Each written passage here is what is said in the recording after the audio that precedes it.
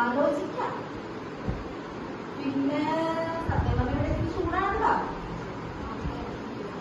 അതുകൊണ്ട് വേണമെങ്കിൽ മസ്കറ്റ് വഴി ഊട്ടി പോകാം അല്ലേ? എന്താ തോമസ് കുട്ടി, വിട്ടോടാ മസനഗുഡി വഴി ഊട്ടിയിലേക്ക്.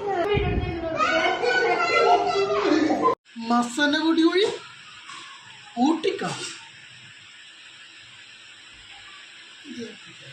മസനഗുഡി വഴി ഊട്ടിയിലേക്കൊരു യാത്ര, അതൊരു വല്ലാത്തൊരു എക്സ്പീരിയൻസ് ആണ്.